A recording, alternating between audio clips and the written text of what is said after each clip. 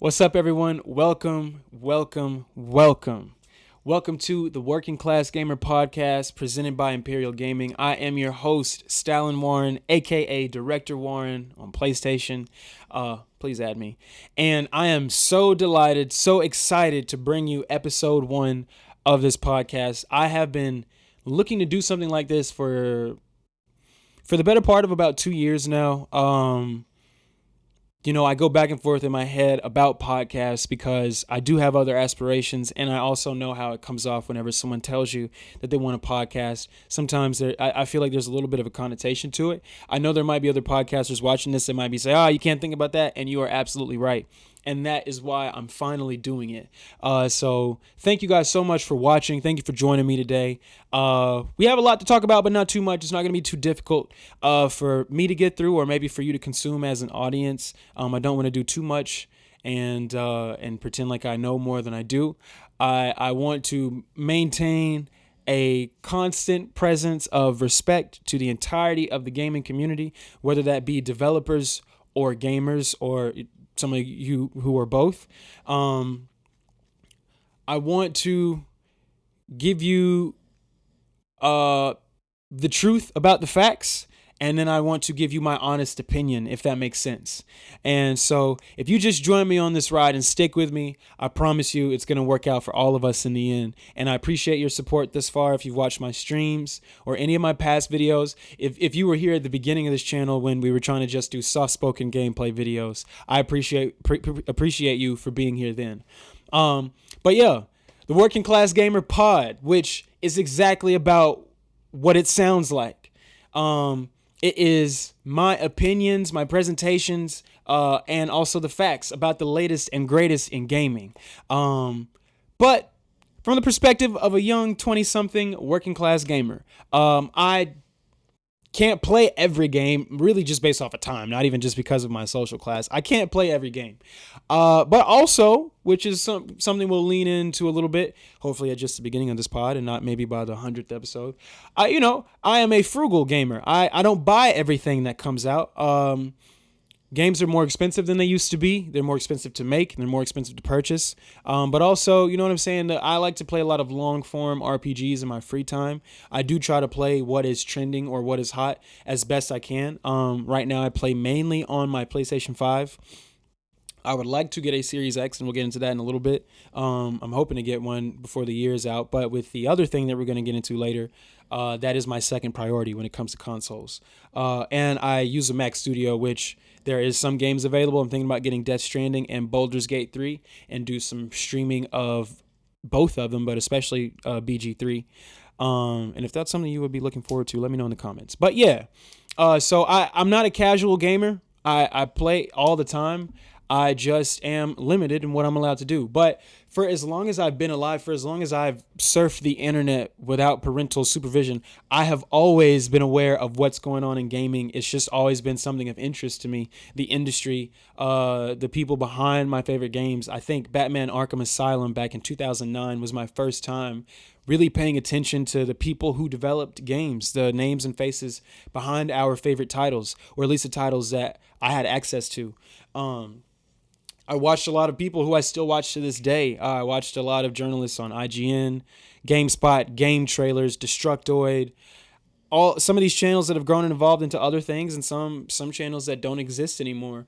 So I have, being in my later 20s now, I kind of feel like I have a unique perspective on what is going on in games. I was born at the tail end of the millennial generation and the very, very beginning of the Z generation. And so I'm part of that population of people who were the last of the analog children. I remember when everything went digital and you had to purchase a different antenna to receive the public broadcast signal. So that should give you a good idea of just who I am. And I just want to always be transparent about who I am and how I feel. And I hope that is what continues to keep you coming back to this podcast. Never done anything like this. I have people who inspire me, who have inspired me to do this.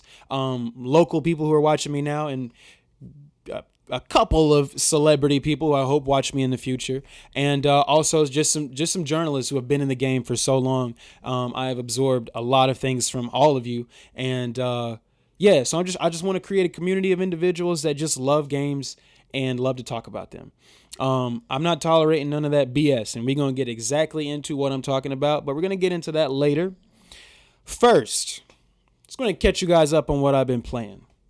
I cannot take my mind or my hands or controller off of Black Myth Wukong.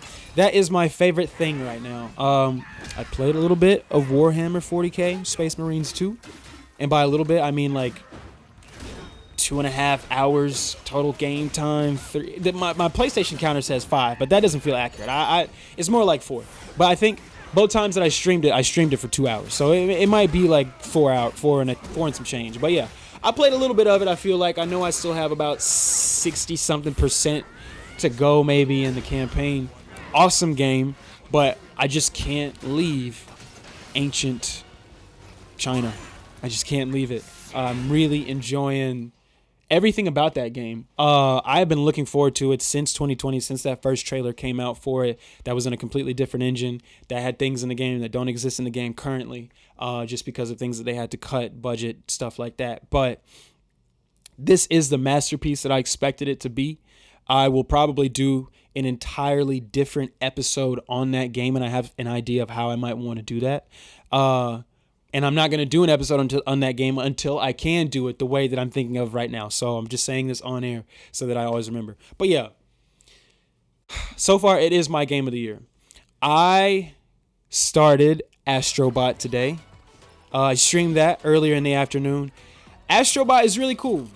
Played that for about an hour and a half. I did the entire, I did about 70% of the first galaxy. And essentially in Astrobot,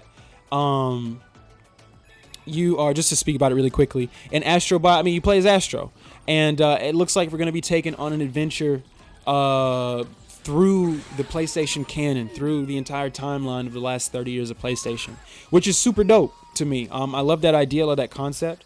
Although their mascot bag is not as deep as Nintendo's, Sony's is really deep. And it's really cool to kind of play the game and come across bots that are representative of mascots from different titles that you may or may not have forgotten about or whatever, or that when you see the mascot, you get nostalgic for it.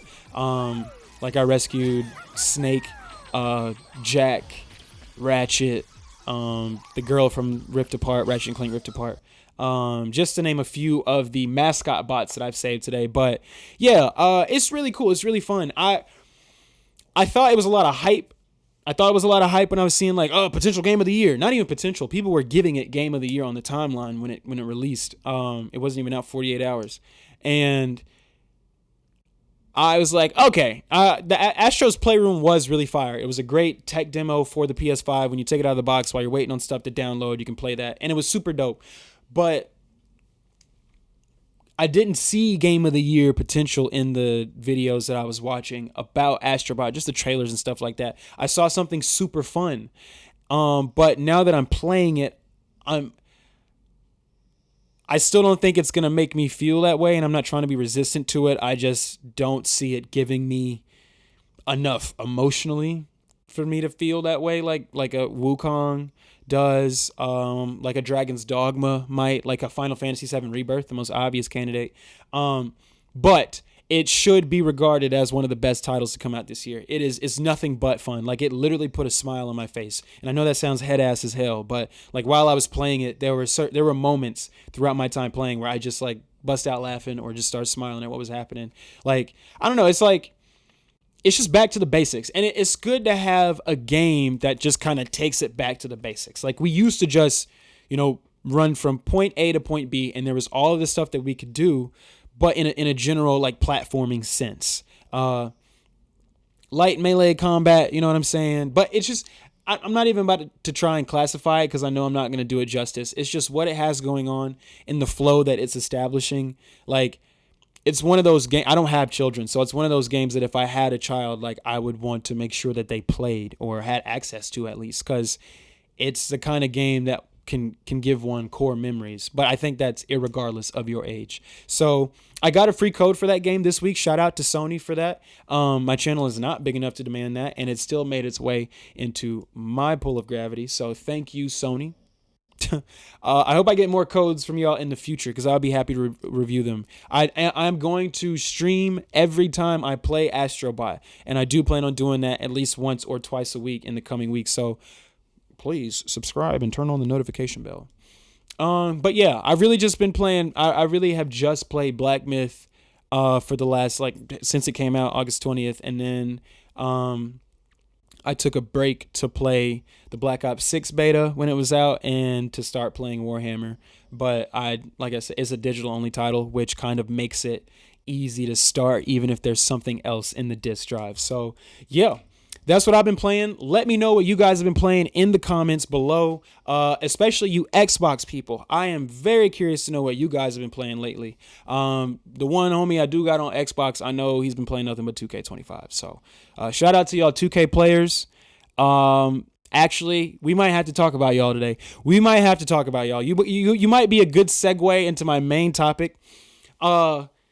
Listen, so I don't mind telling you that currently my 9 to 5 is in retail management in the gaming space.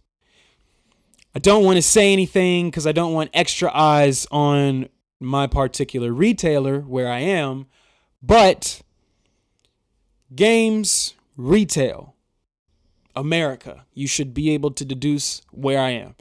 I'm a store manager, so I see a lot of different customers down where I live. Median income is about 48K, 49K. And I meet a lot of different types of gamers, even within that sphere. I meet a lot of different types of gamers. You have people who love Nintendo, who swear by the Switch. You have people who swear by PlayStation, people who swear by Xbox. You have people who game a little bit on a little bit deeper level. Maybe they might play they play all sorts of things. You have casual players that just I only see a few times a year for pre-ordering and then purchasing the latest sports titles, Call of Duty titles, the yearly annual titles. Assassin's Creed I would put in the same kind of pantheon. Just demands its own audience in a way that 2K and Madden and college football do.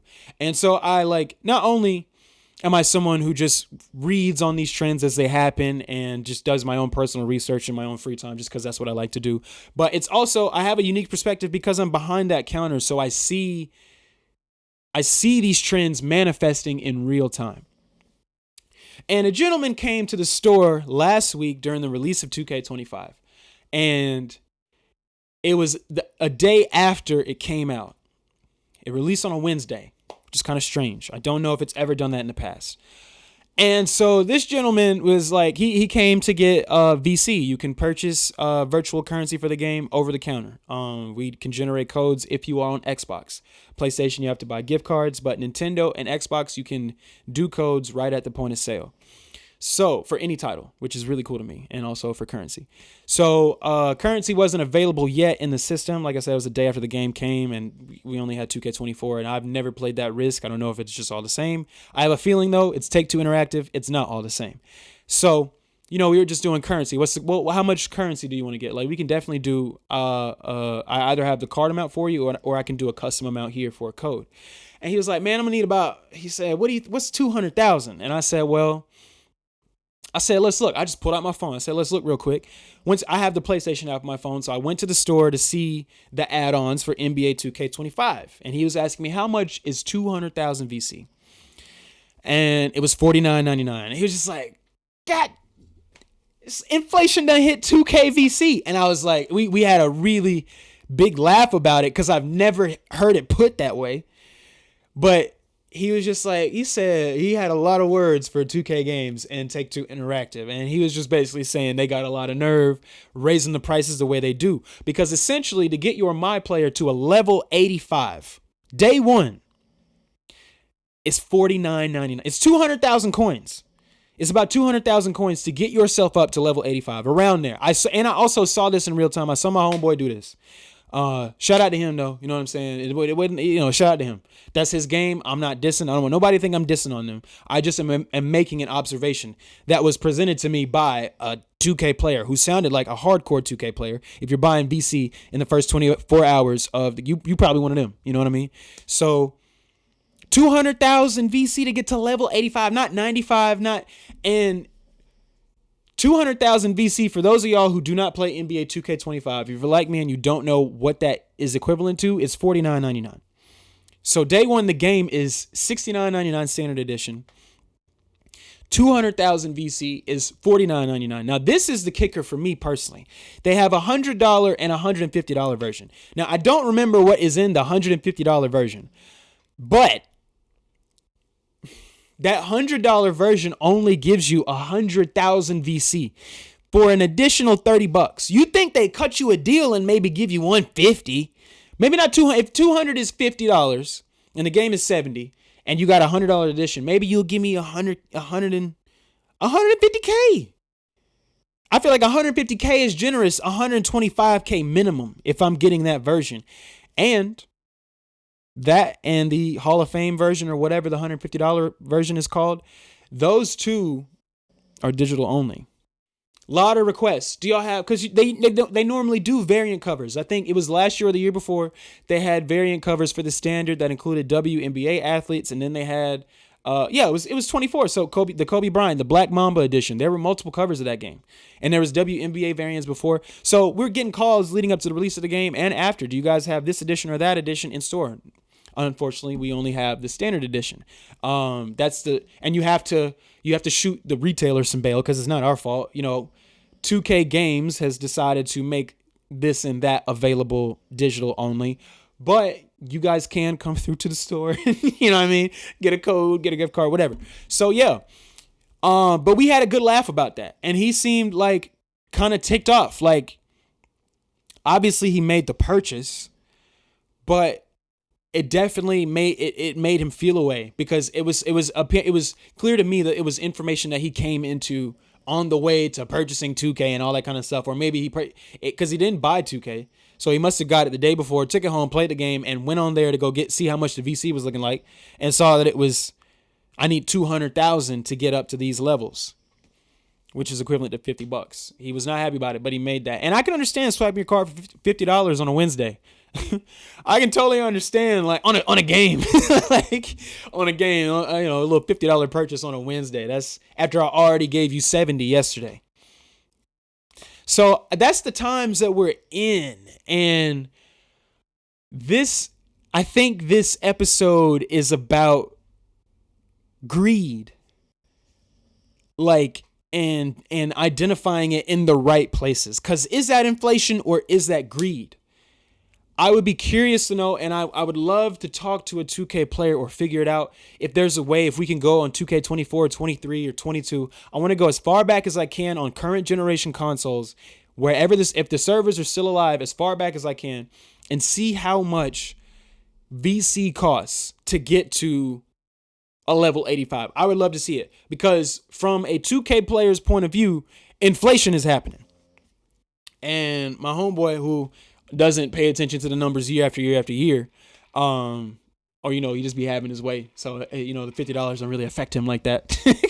But he was like, I'm feeling it. You know what I'm saying? But I can't really tell you what it used to be. So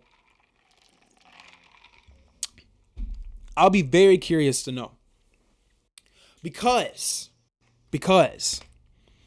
prices are going up on everything. And it seems to me that a lot of people are losing their jobs. Even though budgets on these games are going up, even though revenue is going up, market share is expanding, even though all of these things are happening, people are getting laid off. And they like, the thing about, like, I don't feel like trying to explain. I'm not 100% on it all. trying to explain capitalism and all that kind of stuff and how it works and this and that. I'm not educated in that, and I don't want to sound like I'm just regurgitating the buzzwords around those types of subjects. But on a basic level, a lot of people do things to create a thing, a product, a service, or whatever, and then whoever came up with the idea or whoever's name is on the biggest door, they get the biggest cut. That's how things are done in America. If I one day get editors to edit this podcast, they're not going to make more money than me. There's a fair wage though, but they're not going to get a larger percentage than me. You know what I mean? So that's just the model. That's the country we live in. That is how things have literally been since the beginning of time, and we're not going to do that today. But that's the world we live in. So it doesn't surprise me that these things happen, but I personally am looking for an explanation as to why they happen. Because bad decisions are being made and the wrong people are losing the opportunity to make up for that bad decision being made. The decision makers themselves are keeping their position. Bungie is on my mind right now. I know there were a bunch of layoffs at Bungie earlier this year, and I remember hearing rumblings that like the president or CEO or whatever, whoever the head of Bungie is, that like he was spending mad money on like collectible cars, and that his salary was super ridiculous. But you know, that didn't get cut or anything. They just had to lay off mad people. And that's just a developer. But yeah, I'm wondering what formula, what is the formula that these companies have that they have to see a growth rate of a certain type that is not happening, that even though put things getting more expensive to the side, even though more money is being made year after year, like people are still spending their money. People are still losing jobs. Like, what is the number that you guys are supposed to be achieving so that these people can keep their jobs?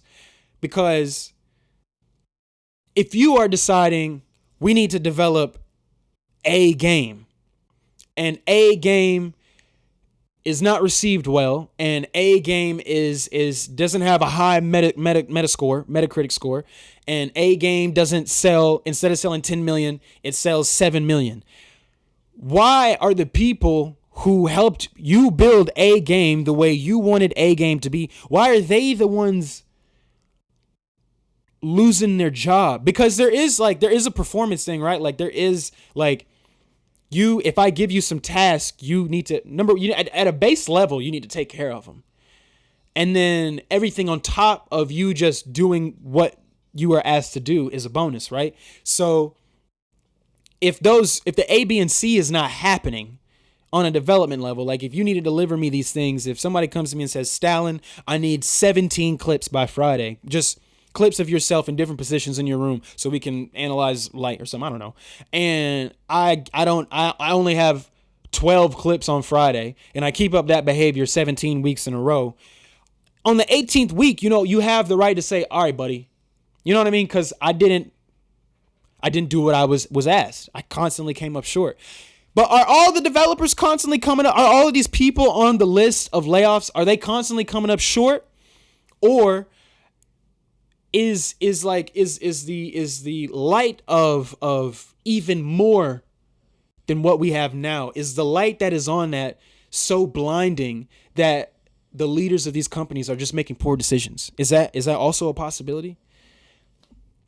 Because especially after this week, I just don't understand like the negativity that we give each other from there to here. When it's like,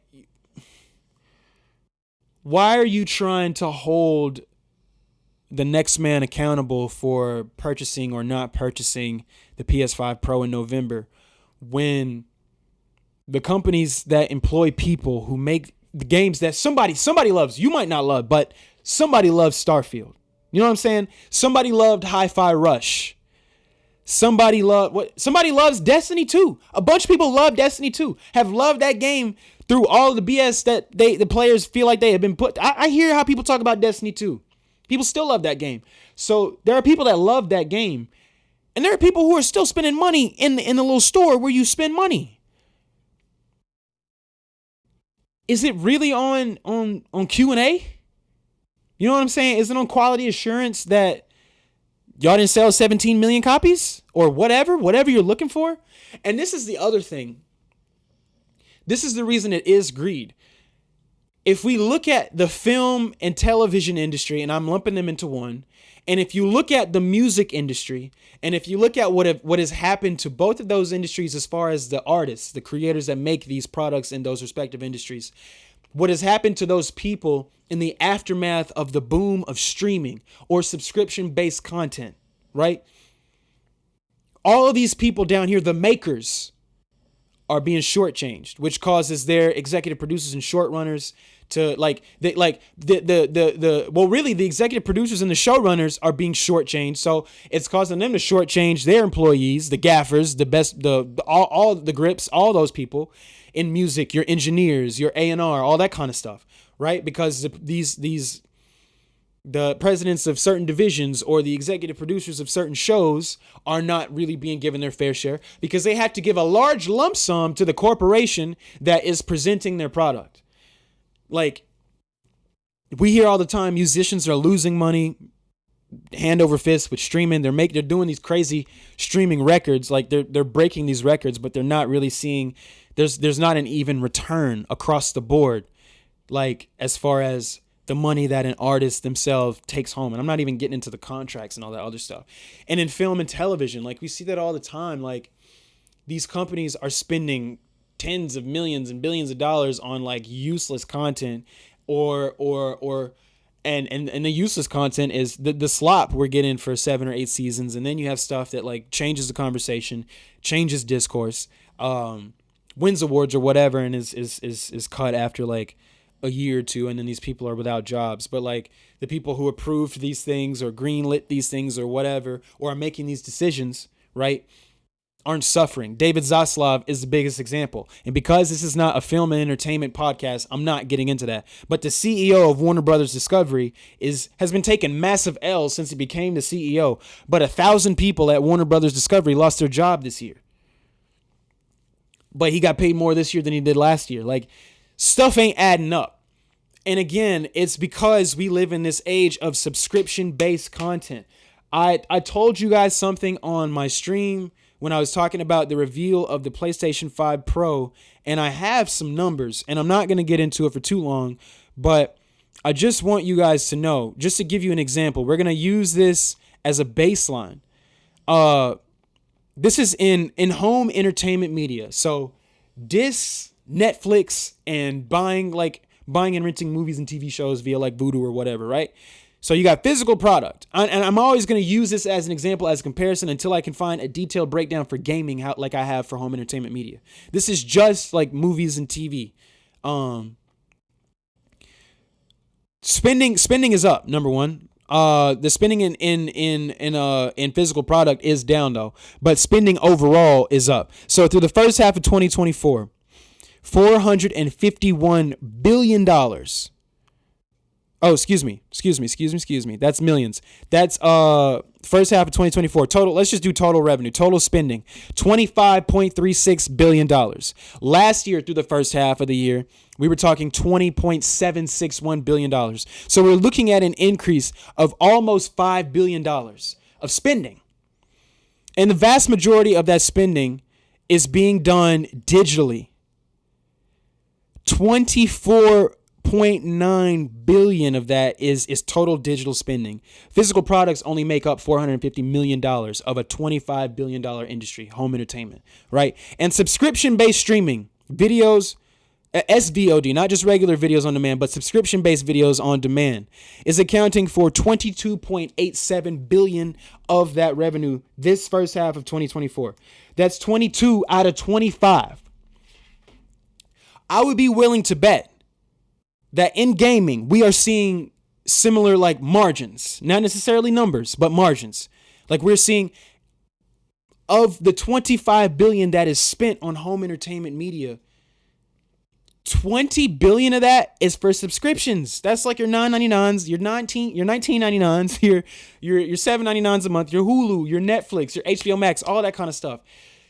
That's insane. That's an insane amount of money. So you can't tell me, Xbox, that you guys are not seeing a tremendous amount of revenue month after month from Game Pass. I understand that y'all spent $68 billion last year on Activision Blizzard King, right? And I even understand raising the price to $19.99 for Ultimate. I totally understand you're adding the entire Call of Duty library alone, which that alone is going to do it. Black Ops 6 is going to be on Game Pass day one. That's crazy. You don't even have to buy the game. So I totally understand raising that price. You lose me when you just looking at, I gotta go back to my iPad. You lose me when you just laid off 650 people last week. And I think you might have laid off another 1,000 or so earlier in the year. Dang, come on. I just had the article. Found it. Yeah, so 600, no, I'm not disabling my ad blocker. Shout out to my network. I'm never going to disable my ad blocker. But yeah, in September this year, and you were on here earlier this year, I feel like. Well, I think Microsoft themselves laid off mad people. It wasn't Microsoft Gaming. But you laid off 3% of your workforce. And you say things like, oh, it was mostly our corporate and, what was the word they used? Corporate and support positions. 650 of them. I'm confused. Because after you guys bought Activision last year, I looked this up. I saw this for myself, and I might post the article or something. You saw a tremendous increase. In the amount of money you made. And we know it was tremendous because even though you had the Christmas boost after buying Activision during that holiday quarter, your first quarter of 2024 in the doldrums of the year was also insane. It was an insane jump over the first quarter of 2023. So purchasing Activision is working out great for you guys, especially that first quarter. We saw Diablo 4 get added to Game Pass in March. I know y'all saw a boost from Diablo 4 being added to Game Pass. I don't care about the reviews. Diablo has its own audience. I played Diablo. I bought Diablo. So I know that there are people who are like, it's either going to come to Game Pass. Who knew? Because if I had an Xbox, I would have sat and waited. I had a chance to play it on PlayStation, so I took it. I took the chance. You know what I'm saying? It was $20. But if I was on Xbox, I definitely would have waited for that thing to come to Game Pass. We knew it was coming. I know you saw a boost. Like, I want to know why we don't see more. I know why. This is a stupid question. I just want to know why, and I know this is wishful thinking, why we don't see some of the higher ups just take a pay cut, a bonus cut or something. I know that's not the mindset of any company at all, anywhere, but all I can say is thoughts and prayers to the 650 people who lost their job. If you were one of those that lost your job in the U.S., you did get severance and a healthcare package and all that kind of stuff. You know what I'm saying? I know how that go too. Because I remember when I just know how that goes.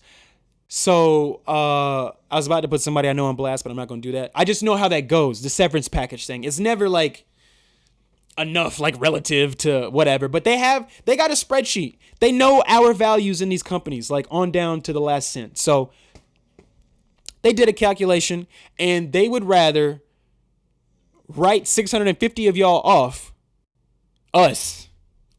than say, you know what? Game Pass has been going crazy, but let me give back that $10 million bonus. We saw Stephen A. Smith do it, and I know he's just one man. But we saw him not take the biggest contract at the time when he was doing the re-up for the sake of other people being able to be brought on and all that kind of stuff. We saw that happen. I just wish more people were of that mind. I like Phil Spencer. I really like him. Xbox One had a rocky start. It had a very obviously corporate start. I watched that E3. I believe it was 2013 when the Xbox One was just on stage and they talked about what it was, this home entertainment media system. That's why it's called the Xbox One. And it was this really corporate looking dude that I'm going to find so I can put him in the video. Doing that presentation. It felt corporate or whatever. And you have Phil Spencer come through, and it felt like a gamer at the helm.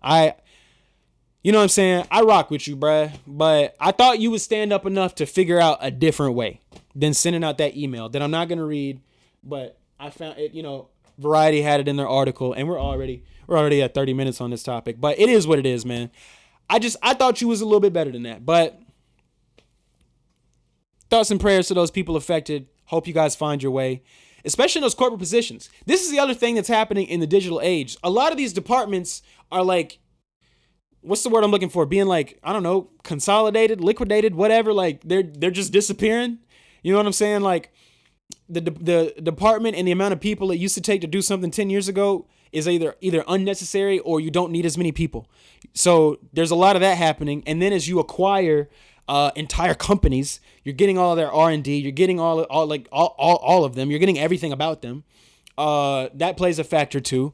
We're going to always need real people in games, but I mean, the amount of people we're going to need in games, unfortunately, is going to get smaller, at least in the corporate sector. In the private sector, in the independent sector, I think there will always be people making games.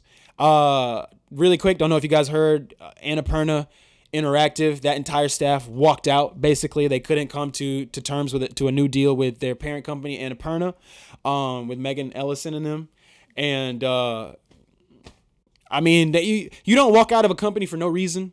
You know what I'm saying? They put out, for those of you not familiar, they put out Stray, the game with the cat, a lot of other great titles, but that's the only one I can think of right now.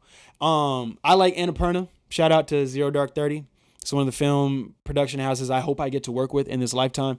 But it is unfortunate to see an entire staff walk out because maybe you couldn't come to an agreement. So yeah, things are happening, and I think it's just greed. I think, like, if I come to you and I bring you the numbers and I say, yo, I might be prophesying here, but if I bring you numbers that say, yo, I've been getting this much engagement on my channel for X amount of time, and this is how much and I know for a fact this is how much YouTube is paying me, right? And you want to have a spot here in this particular broadcast, there's a certain amount you got to pay, and if you don't want to pay it, then I'm just gonna walk away. Depending on what kind of person I am. Now, if you got enough clout and strength to play ball with me, then I might play ball with you and say, okay, maybe we'll meet in the middle or whatever, so we can build a relationship or something. We do that. You do those kind of things in business. It's something bad has to happen for an entire staff to walk out, because that tells me two things. That tells me the staff is loyal to their boss, who's been leading them this entire time. And that also tells me that whoever that person's boss was not trying to do right by him. And so if he and she or whoever is ready to exit and everybody else is ready to exit, I'm looking at Megan Ellison and company for not making the right decision in whatever those negotiations were. It sounds like they went sour. I hope y'all can get it right, because Annapurna Interactive has put out some really great games, and they have empowered some great creators. And like, I know that like I rue the day that A24 gets acquired by one of these corporate studios. I pray it never happens. We just saw Skydance acquire Paramount, so to me, anything can happen. But I like the idea of these independent houses getting enough clout to kind of have enough of their own cash flow to make like megacorp level decisions almost, as far as your marketing and stuff like that, but still be able to keep the face-to-face that comes with indie development or indie production. So I really hope that y'all get it figured out. Even though you walked out, it sounds like y'all standing on business. So we'll see how that goes. I just feel like there's a shift happening right now, and it's part of the reason why I'm doing this podcast. Like, I think the corporations are getting out of control. Not to sound like an NPC from Cyberpunk, but it's just getting a little crazy. The greed is getting noticeable, and we are calling it out in the wrong places. Like, just scroll through YouTube, any corporate owned like gaming channel, anyone, I'm not going to name them, any one of those, you can see it in how they present these games and how they present their opinions. Like, the ad dollars have kind of dictated everything else, just on the journalism level. And these corporations are trying to get as much greed as they possibly, like, not as much greed. They're trying to get as much revenue as they possibly can. I wasn't mad at them buying Activision. I'm not mad at that. I'm not mad at that. If I was one of them and I heard a rumor saying that PlayStation over there, Sony is thinking about acquiring Rockstar, I would have made me a move. I'd have busted a move somewhere else. I'd have figured something out. If you're doing that, I gotta get Call of Duty. If y'all are even thinking about getting Grand Theft Auto and 2K and all that other stuff, or whatever, or not 2K, Grand Theft Auto and Red Dead and blase, if y'all are even thinking about doing that, I have to do this over here. I was never mad at them. I thought that was a great move. Xbox used to be, I remember back in the day, I know they probably still got that going on a little bit, some kind of way. Back in the day, the 360 era, the Xbox Activision relationship was crazy. They sold more Call of Duties. Like that was the actual home of Call of Duty before it became a marketing tagline from PlayStation in them. That was the actual home. Xbox Live, the whole like Activision, Xbox Live, that like it's not even it's a symbiotic almost relationship there. So it doesn't surprise me that they would purchase them 10, 15 years after that era. But me personally, I just like, I don't know. I can't ever applaud layoffs.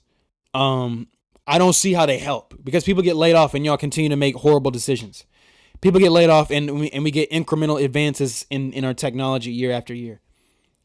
Like, people get laid off and the value of these companies just grows.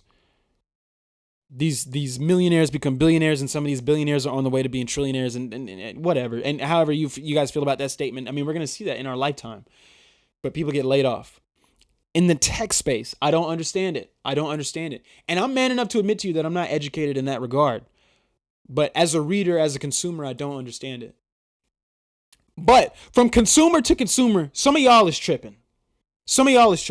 Because you're directing your energy to the wrong places. You're directing, like, all the vitriol that I have read on Twitter and seen on YouTube in the last 7 days alone should have been reserved for Xbox, because they got these layoffs off quiet. The announcement came up in the midst of all the hoopla we finna get into right now. That's when they, low key, we had to let go of 650 people. You see all over there arguing back and forth about price and everything. We finna let these people go. We made more money this year from, digital sales, and Game Pass is doing great. We raised the price on y'all, and y'all didn't really seem to feel the way about that. So we gonna also let go of 650 people to free up, more money for filling them. Not for the ones that answer when you call 1-800 for my Xbox. They're not seeing a pay raise. No. Are you shitting me? No. We will get a bigger bonus this year, though. We made the right decision. 650. Y'all didn't say nothing. Y'all was cussing each other out over this PS5 Pro for however long it's been since that thing got. It was a Tuesday. Y'all been going back and forth for the last 4 days. And I know when I wake up, y'all still gonna be going back and forth. Y'all blue checks, the verified checks. Not all of y'all. Some of y'all I rock with. Shout out to Colin Moriarty over there at the Sacred Symbols podcast and Last Stand Media. I really liked what he had to say about all this because I agree with you. The PS5 Pro. Let's get into it, man. So, we knew this was coming. We knew we were getting a PS5 Pro as far back as like February. If you're like me, you just been waiting on the thing to get announced. And if you're like me, the only thing you're really mad at is that the presentation was 9 minutes long. That's what I'm mad about. I ain't even mad at the price. Anywho, let me reel it in. And read y'all the press release about the good old PS5 Pro. And we're going to try to have some graphics up for you guys to look at. Welcome to PlayStation 5 Pro, the most visually impressive way to play games on PlayStation. Features including GPU upgrade, advanced ray tracing, and PlayStation Spectral Super Resolution. This will all take players to new heights. Now, I'm not going to get into Sony. They did it in the press release too, just telling themselves how good they've been doing with the PS5, which they have been doing good. It's one of the best consoles I've ever owned. Shout out to the Xbox One X. That is my favorite console of all time. That's my favorite one. But the PS5 is number 2. Not going to lie to you. I have had some of the best gaming experiences of my life on that console. I don't think it's because it's a PlayStation. It's just, well, I don't know. But anyway, console gaming wise, I've had my best experience. My day with the PC is coming soon. But anywho, now the PS5 Pro, it's got three big things that it's touting, right? Three big things going on. With the PS5 Pro, we are upgrading to a GPU that has 67% more compute units than the current PS5 console and 28% faster memory. Overall, this enables up to 45% faster rendering for gameplay, making the experience much smoother. We've added even more powerful ray tracing that provides more dynamic reflection and refraction of light. This allows the rays to be cast at double and at times triple the speeds of the current PS5 console. And last, but certainly not least, and this is my personal favorite part as a PlayStation gamer, we are also introducing PlayStation Spectral Super Resolution, an AI-driven upscaling that uses a machine learning-based technology to provide super sharp image clarity by adding an extraordinary amount of detail. PS5 Pro provides gamers with amazing graphics at high frame rates. You can hear Mark Cerny, lead architect for PS5 Pro, discuss the key innovations for the PS5 Pro. But literally, and other enhancements include the PS5 Pro Game Boost, which can apply to more than 8,500 backwards compatible PS4 games playable on the Pro. This feature may stabilize or improve the performance of supported PS4 and PS5 games. Enhanced image quality for PS4 games is also available to improve the resolution on select PS4 games. PS5 Pro will also launch with the latest wireless technology, Wi-Fi 7, in territories supporting the standard. VRR and 8K gaming, are also supported. Okay, all of that sounds fire to me. That all sounds fire to me. Like I said at the top of this episode, I have been playing Black Myth Wukong. Let me tell you about Unreal Engine 5. That is a really demanding game engine. Immortals of Avium is a pretty game built on a demanding game engine. So, yeah, a little extra GPU, some more compute units should make that a little bit easier. I like playing in ray tracing mode. One of the interesting things that came out during this presentation, they said something like 75-80% of players prefer performance mode over fidelity mode, which I could totally see. But when I play something like a Cyberpunk 2077, which has a great performance mode, mind you, I prefer to play it in fidelity or ray tracing mode. Star Wars Jedi Survivor, I prefer in ray tracing mode. Stellar Blade, I played in performance mode because the performance mode was really nice. That 1440p, 60 FPS, it just looks better. It looks a lot better than 1080p, 60 FPS, especially if your TV or monitor has really good AI upscaling in of its own and can upscale 1080p to 4K or do its best to. Taking that 1440p up to 4K, it's just a good marriage between the console and the television. So that's my favorite performance experience. Final Fantasy 16, I played in fidelity mode. Every fidelity mode I'm mentioning is 30 FPS, man. And let me tell you something. Even though I have the capabilities and the facilities to play and watch content in 120 frames, I'm a graphics and resolution over performance person. Because if the game is developed well and well optimized, it's not I'm gonna be good regardless. The only game I need to be 60 plus FPS. And see, I know all this is gonna sound stupid as hell to some of y'all PC players, and it is what it is. I'll join you soon. But the only game I need that is like a Call of Duty. You know what I'm saying? That's really the only multiplayer shooter that I play. I also prefer it in my sports games too, Madden and college football. But see, now that I think about it, the last Madden where you could choose, I think 23, I had it turned on to fidelity mode just cause. But lately I've been playing a performance. That I do prefer performance mode. So with that said, I'm just saying that to let you know, I'm the target audience. As a PlayStation owner, PlayStation 5 owner, I am the target audience for the PS5 Pro. I wish we had Dolby Vision gaming like they do on Xbox because it's really dope. I'm glad they added Dolby Atmos support finally. That took forever, but we got it last summer. I care about 4K. I can see the difference between 1080p and 4K. I can. And some of y'all can. A lot of y'all can, actually, even if you're not like a pixel peeper or a video media guy or whatever, what have you. And so I would just prefer to play where every pixel on the screen on the TV is being utilized, like every single one versus a quarter of them. That's just me. And I know a lot of y'all prefer performance. So to Mark Cerny and Sony, if y'all are telling me that I can get a version of my current system that would give me 60 frames a second with 4K resolution, I'll trade in this bad boy. I got like I said on the stream, I got a 2 terabyte SSD in there that I purchased because y'all only put 825 gigs in that base model PS5. And I wasn't going to trade in for a slim. But I'll just take that out, put it in this new one. And because y'all was so generous and gave us 2 terabytes on this PS5 Pro, I'll have 4 terabytes to work with. So not a bad, if all I have to give up is the shell for my PlayStation profile in lieu of another shell, I'm cool with that. I'm saying that for a reason. That's where we're headed, y'all. These machines are just shells for the experience. We're paying for the experience. And some of these machines are just shells for the experience. This is a 14 Pro Max. I might get that 16 Pro Max because it's really the next one that's going to do a lot better with the AI stuff, right? Back to what I was saying about these incremental, just super small advancements in current technology. But these are just shells for the experience. And the consoles are just scalable in their power, but they're shells, SHELLS, for an experience. Listen. I know the Series X is the most powerful the most powerful console out right now today. It is. Whether y'all like it or not on PlayStation, whether y'all like it or not, the Series X there are more games, multi-platform games that just run better. Especially the ones with high frame rate or VRR modes. They just run better on Xbox. Some of them give you full or closer to 2160p, that's 4K, than the PS5 does.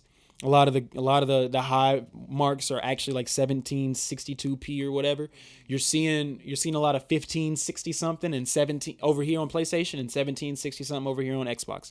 It is the most powerful console. So if anybody had to come out with a pro console, it's not Microsoft. It's definitely Sony.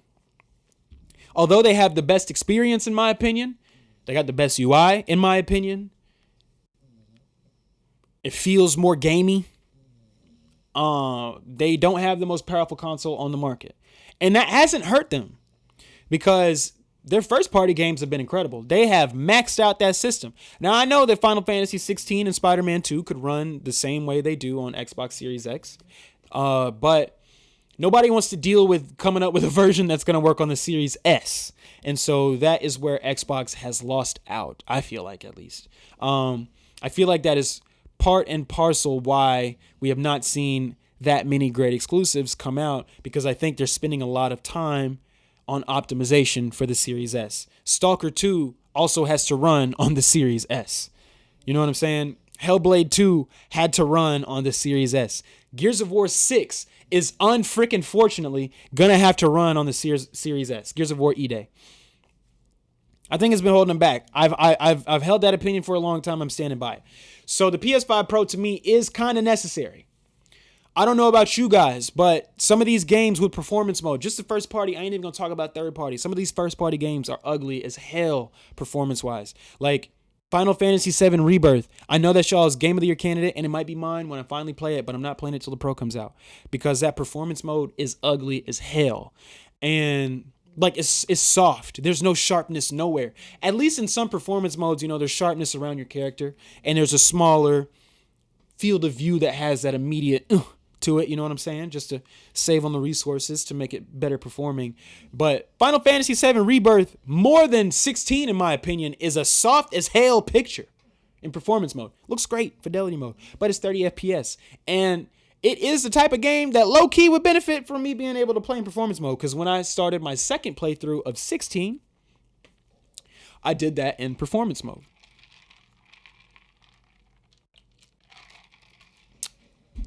So I think it's necessary. I wish they would have picked a different game than The Last of Us Part 2. I'm avoiding that game like the plague.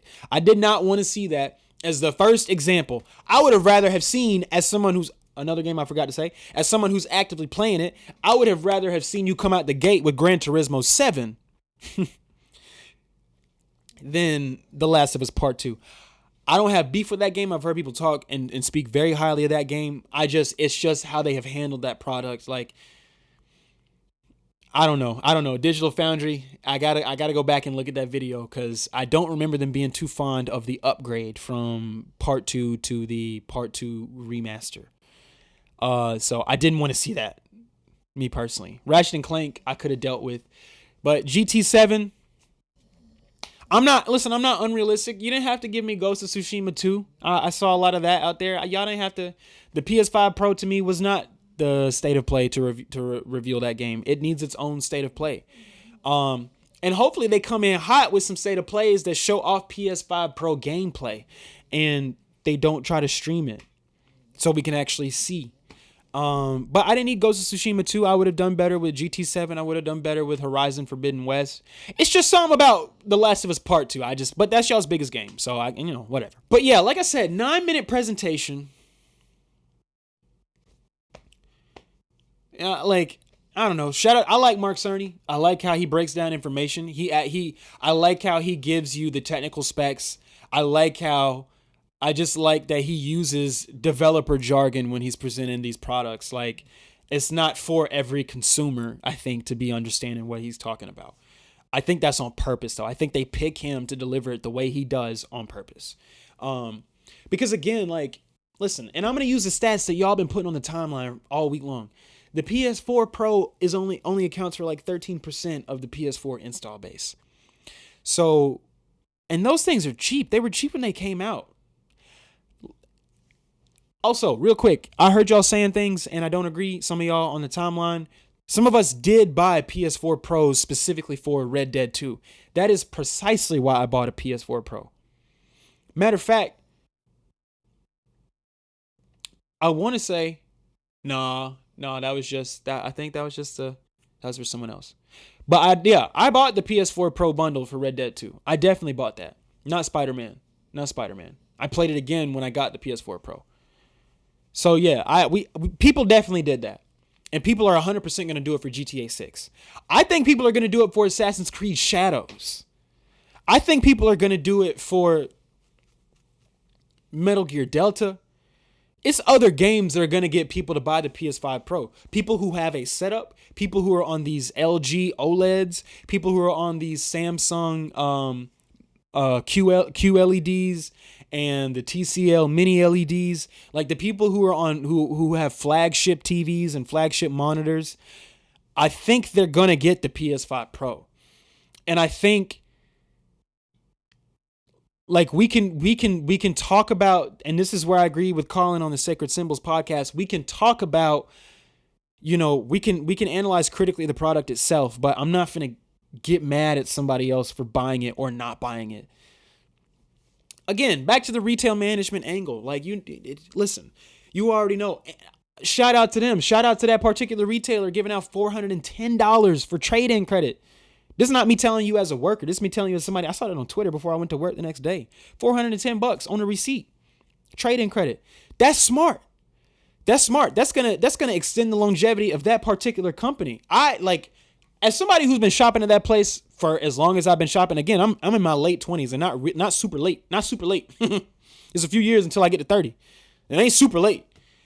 Like we've been rocking out over there at that spot, the red and black. You know what I'm saying? Power to the means. You know what I mean? Like we've been over there for a minute. So I want that experience to last for as long as it does. And the PS5 Pro is a great thing for people who buy mostly used games. I'm putting y'all down. I'm putting y'all on game, bro. The PS5 Pro is the best thing that could have happened for some of y'all that wait for games to go on sale, for some of y'all that buy things refurbished or secondhand. And I'm not dissing. I'm telling you as somebody that used the Finesse employee discount for the refurbished PS5 and Series X. I'm telling you. I put the whole hood on. The hood said they wanted a Series X. I said, come through. You my dog. Come through. We're going to do it on my, you know what I mean? Pre-owned, that's 100% profit. So if you seeing this and you with GameStop, don't be mad at me. I'll be selling a lot of warranties. But yeah, man, I'm telling you, bro, like, if you are one of those people, you be buying used, you buy used. The PS5 Pro coming out is the best thing that could have happened to you. Number one, somebody probably going to bring that PS5 Pro in within the first 4 months of it being out and trading in. And I live in a much smaller market than some of y'all. Y'all out there in San Francisco, Los Angeles, New York, Seattle, Tampa, Orlando, Atlanta, Charlotte, big markets, somebody gonna sell back their PS5 Pro, bro. I'm telling you, as somebody that sees a PS5 sold every single day, new or used, somebody gonna sell that PS5 Pro back, man. It's coming, and you can get it pre-owned. This is the best thing that could happen. And if you don't have a PS5, I need you to do something smart. I need you to wait. If you want a PS5, I need you to wait until after that thing comes out. Wait about 2 weeks. Black Friday. Oh, are you serious? Black Friday is going to be crazy. Used. I ain't even talking new sales. Used. Black Friday is going to be stupid, bro. They're going to have so many used PlayStation 5 base console slims or the fat ones, whatever. They're going to have them because people are going to try their best to get that PS5 Pro. I'm telling you, it's going to be great for y'all. And if you like me, if you came up the way we did, and we kind of had to wait till January, February to get the real Christmas presents because of tax time, that's really when you want to wait, because that's when that price go down. I'm telling you. I'm telling you what I know. Or the price of the used controller to go with it. It's going to go down. It's going to go down. Free game. Do with that what you will. But yeah, man, I'm not mad at somebody if they want to buy the PS5 Pro. I think this is good for the industry. I think it is good for the industry as a whole. Of the things that I have seen y'all yell and scream about all week long, I'm going to tell y'all the things that are worthless. The disk drive thing is worthless. 83% of y'all buy games digitally. 83% of all games sold last year, bro. Console is a $55 billion industry. And 83% of the software sales, which I think was like 29 billion or something like that. 83% of those software sales were digital sales. What are we talking about? It's going down. And that is going up as physical sales are going down. Because a few years prior, they clocked the PS4 generation at 80-20. You telling me now it's at 87-13? Or 83-17, one or the other? That kind of percentage increase, that's a lot of money. When you're talking billions, a 3% increase, that's a lot of money. No, I'm not giving you this pro console with a new type of ray tracing with RDNA 4, AMD RDNA 4, that doesn't even exist on PC. So can y'all stop? Can y'all stop with the parts and trying to find stuff that's equivalent? Because some of these parts don't even exist. I'm rocking with NVIDIA. They have their own AI upscaling. That DLSS is super dope. You know what I'm saying? And for those of y'all that don't know, I'm going to break something down to y'all real quick. None of these consoles, these PCs, not nan one of them is running 4K native. For some of y'all that got to stream or got to play games at 120 plus frames a second on your little monitors, your curved monitors with all the colors and stuff everywhere. For some of y'all that got to do that with the 4090, you still playing. It's being upscaled by that AI from a base resolution of like 1500p, 1700p, sometimes 1080p, 1200p. I'm telling y'all, that's what's happening. You can get a 4K like native base resolution, I'm sure, but you're gonna have to come down to the 50s and the 60s in your FPS, and y'all don't want to do that. I'm telling you right now, if I had a native 4K at 50 something, if I could play Red Dead 2 right now on a console, if I could play Red Dead 2, forget it. If y'all brought me a Red Dead 2 experience right now that was native 4K with medium graphics settings, because that's what the consoles is on, they're on medium, right? But you gave me native 4K in like 58 frames a second. I'm telling you, as a console gamer, I'm not tripping on that. We don't have that. So PlayStation creating their own AI upscaling. That's the pisser. Y'all calling it pisser. I don't like that, but it makes me sound like a PlayStation fanboy. So I'm going to join in. Pisser. PlayStation Spectral Super Resolution. Their AI, or is it Super Spectral? I don't remember. But PSSR. That's their AI upscaling. They're literally working with AMD. They're lending a hand with the AI tech. So this is something Sony/PlayStation has developed in-house. Mark Cerny and them boys don't play, by the way. They don't play. Their PS4 was crazy. They learned everything they needed to learn. I don't know if he was around. I think he was around for the Cell days, the Cell architecture of the PS3. But they learned what they needed to learn from that generation. Like, they was the King's PS2 generation, and then they lost the PS3 generation off the strength of that Cell architecture. And it was like, you know what? And I think they got with AMD or whatever or something. I don't know. Don't quote me on that. But they got right after that. The PS4 generation, especially that PS4 Pro, like it pushed HDR. I'm one of the biggest proponents of HDR on the planet. I thought that was amazing. Them being at the forefront, which Xbox One S did it too. They both did it at the same time. But 2016, your Pro console, you're being at the forefront. Now, they got blown out of the water because I had a PS4 Pro, but I went and bought me an Xbox One X the next year, and that was a superior Pro console. And I'm very curious to see if something like that is going to happen again this generation, where Xbox is behind, but they pick up again on the tail end. We'll see. But Mark Cerny and them don't play, man. So I think the RDNA 4 and the AI upscaling is, because that silicone is not cheap, bro. The $699 is not unreasonable. On top of the fact that we got extra VRAM, essentially. We got a heftier GPU. You're gonna see a difference. And I wish y'all would quit playing like there's no difference. And I wish y'all would cut the cap, bro. Some of y'all is not that upset that there's no disk drive. You're just feeding into the algorithm and you're trying to get clicks. You're trying to get likes and retweets on Elon's site. You're trying to get likes and subscriptions on this site. And I respect the game. But I'm going to be honest. I'm going to be true to myself. I'm not going to jump on no bandwagon as far as whatever side of it. I'm going to talk about the topics, but I'm not going to jump on the bandwagon side of the topics. I was never mad at the PS5 Pro. The only thing I was mad about with that reveal was that you started with Last of Us Part 2 and it was 9 minutes long. And you streamed it, so we couldn't really see. Salute to y'all boys at Digital Foundry. I subscribe to y'all's Patreon off the strength of y'all just getting that file, putting it on, and it ended up being on YouTube. But y'all had other good stuff on the Patreon that I watched. I watched y'all's Black Myth Wukong breakdown, and that was super dope. So shout out to y'all for coming up with the 4K file to show us, because I hate when y'all stream stuff.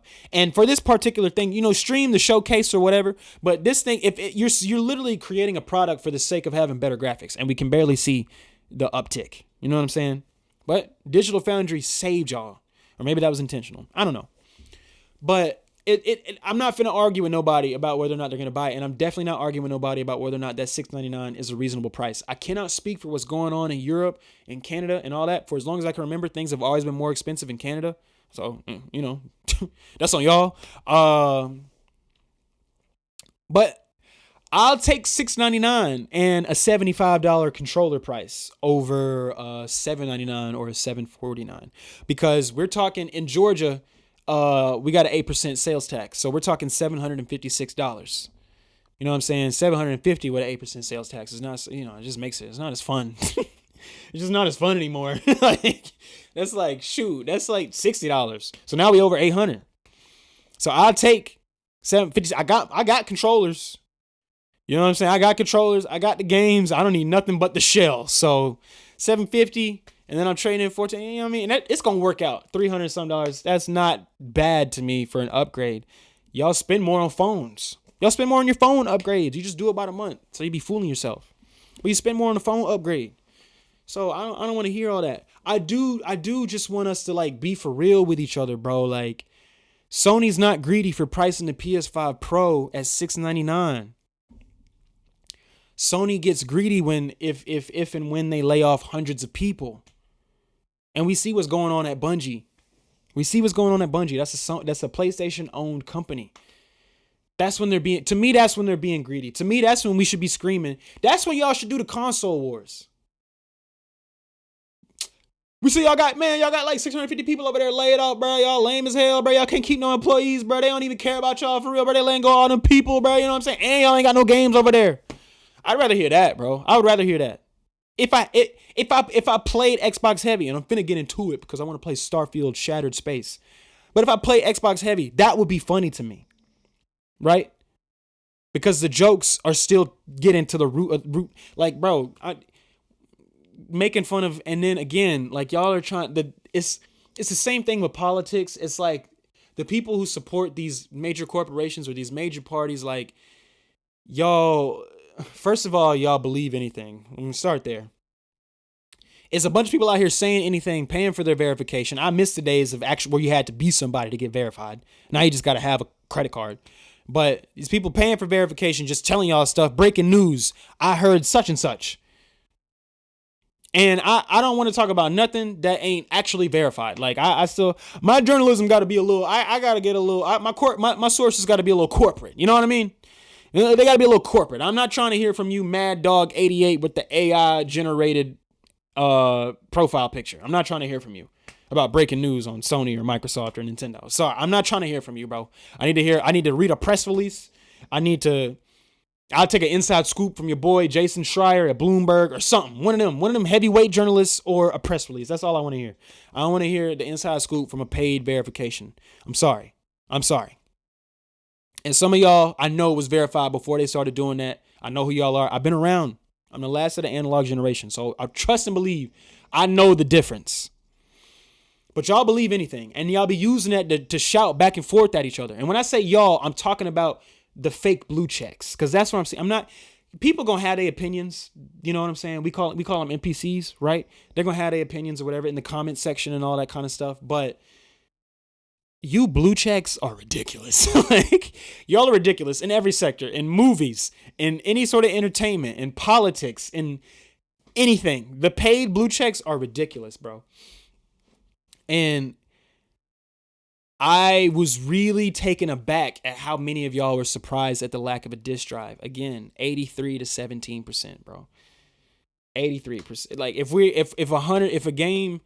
made $100 million on games last year, which we made billions, but if we made $100 million on games last year, and 83 of those millions came digitally, and the game only costed me, relative to the amount I'm using, 10 million development and marketing.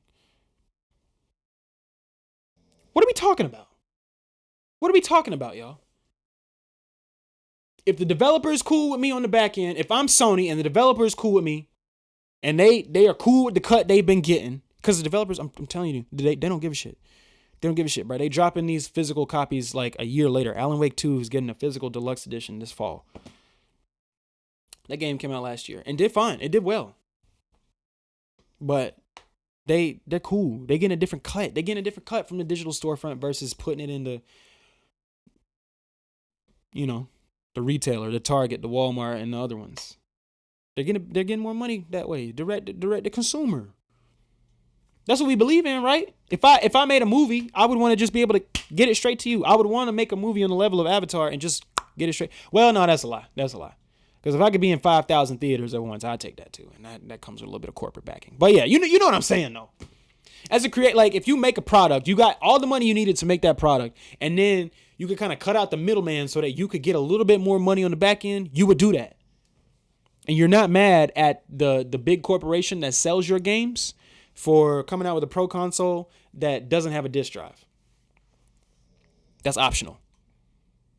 My two favorite gaming experiences of all time thus far in this lifetime, I own them both digitally. And I don't even be moving like that. It just kind of happened, bruh.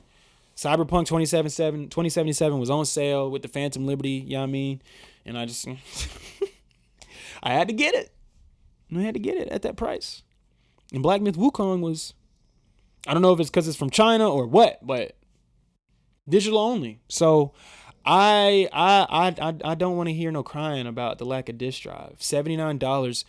This is the other thing, bro. Like a good Blu-ray player, a good one, is $400. A good 4K Blu-ray player, not the cheapest one you can get. A good one with 5-star reviews is $400. The even better ones are $1,000. Listen,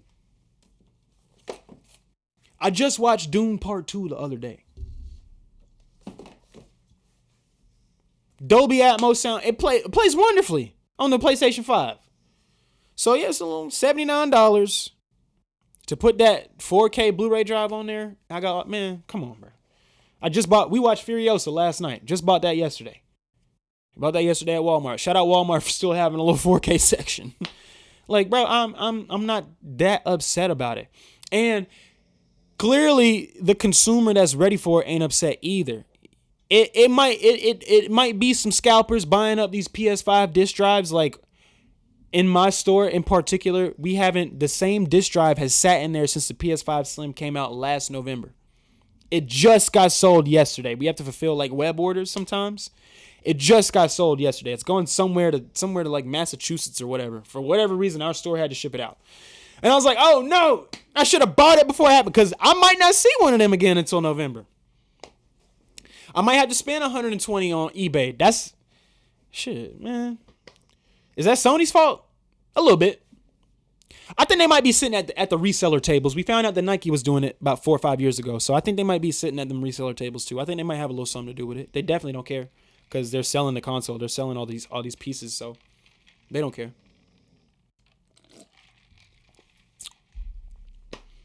But I'm not like, and the console wars, bro. Y'all please shut up. Like, y'all remember when, you know what I'm saying, Sony was playing like Succession games?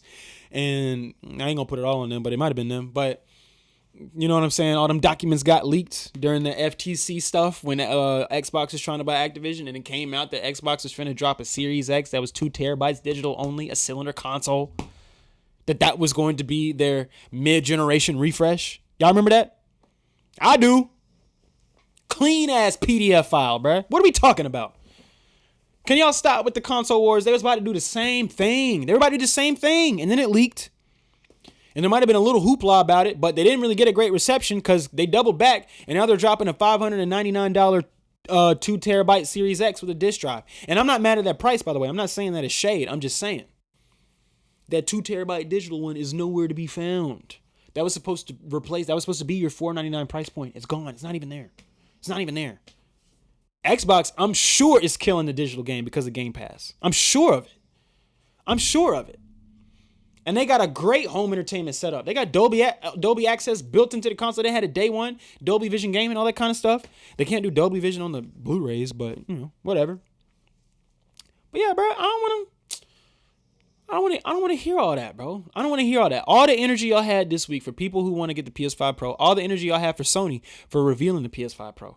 I need y'all to have that energy for these corporations when they lay people off.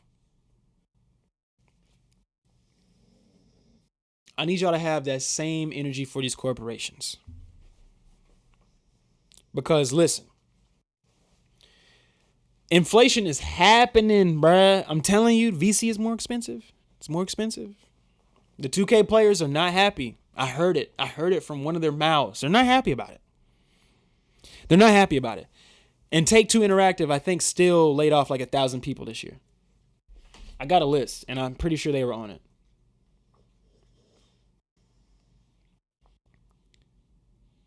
Take-Two Interactive in April, they laid off about 600 people, about 5% of their workforce. For what?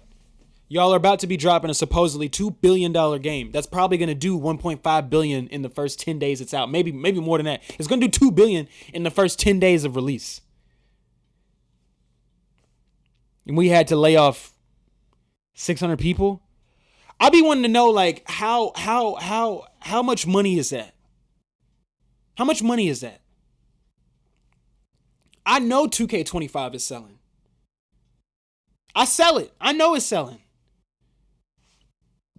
Borderlands 4 just got announced. I know that's going to sell. I'm getting Borderlands 4. I don't care what y'all be talking about with Borderlands. Shout out to Borderlands 3 and Tiny Tina's Wonderlands. If one of y'all from 2K, I know I'm criticizing your parent company right now, but if one of y'all from 2K want to send me a code to play that game and talk about it honestly on the podcast one day in the future, holla at me. But I'm going to play Borderlands 4 when it comes out. And it's not coming out next year. It's probably coming out 2026. We'll see what happens. That might be the reason why the rumors say that GTA is coming out in 2026. They might get Borderlands 4 out of here first. Imagine if I bought me a little verified account and put that out on the internet. Rumor has it, da-da-da-da-da. What kind of traction would that get? How much money are y'all making on them bogus tweets y'all be putting out that get like 1,000 retweets and 4,000 likes and they just be complete and utter nonsense? How much money are y'all getting for those? I want to know. I want to know the motivation behind all this BS in gaming today, bro.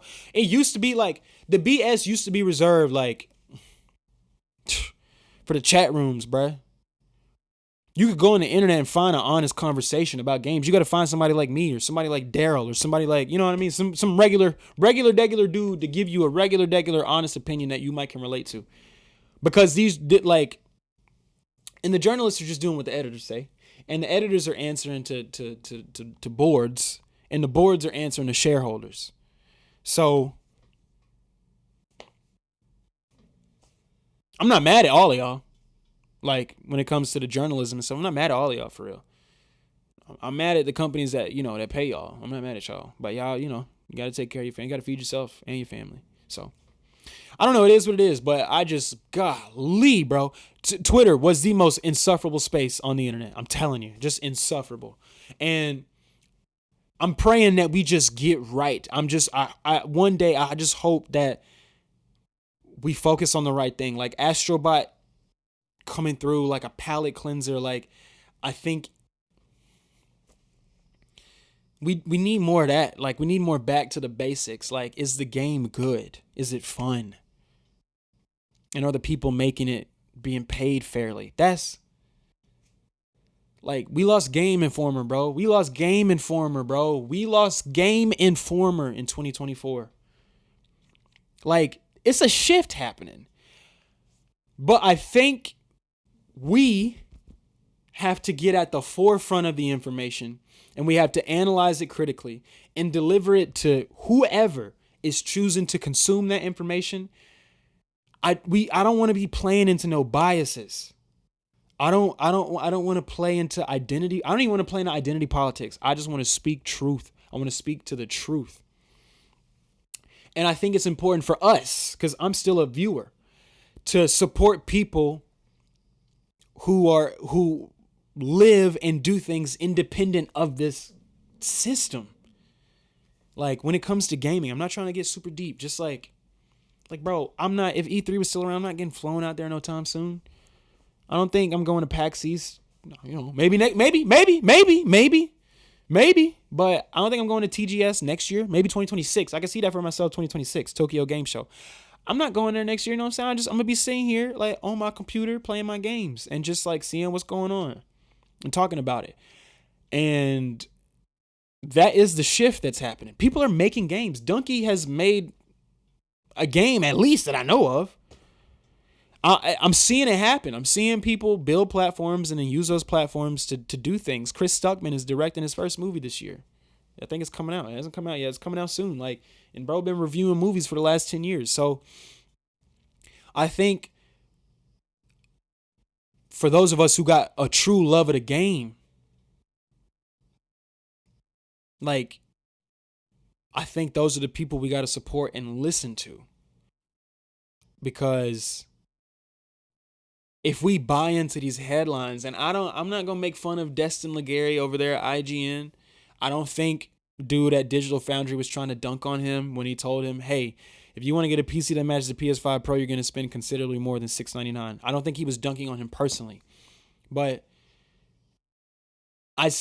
just because he's a part of that large whatever doesn't mean we got to dunk on him or whatever and this and this. And I'm not with that, bro. I'm not with that. And I know there's got to be a little bit of teasing in game. That's part of gaming. That's been a part of gaming for a while. But at a certain point, that's the wrong face.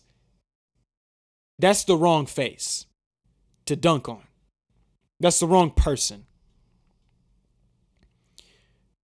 But the ones who are trying to perpetuate this toxic conversation should be dunked on. Because I know they've been grasping at straws trying to publish articles like, this is what you can build. It's equivalent to a PS5 for such amount of money. And I'm they got to give it a rest. But also, y'all are going so crazy about it. Y'all are going to click on the article when they post it. So just listen, use me, y'all. Just use me as your vessel to absorb this BS, to read through it all for you and just give you the facts. The fact of the matter is the PS5 Pro is rightfully priced at $699. I think it's going to be a great system.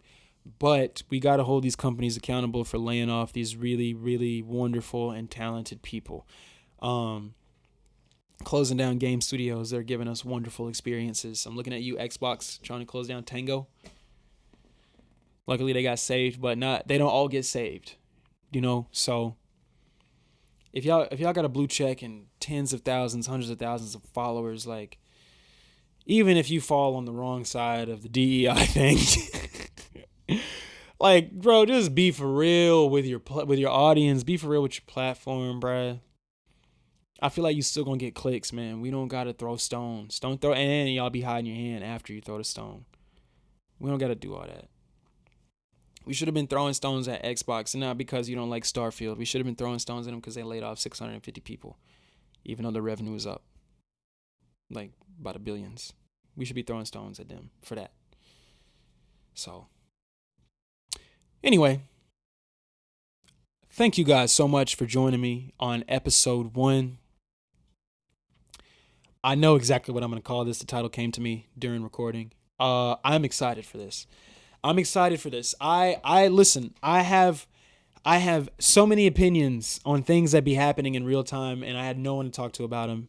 And I was just like, you know what? I know my camera and my mic don't listen to me. So I appreciate y'all that have come through and watched.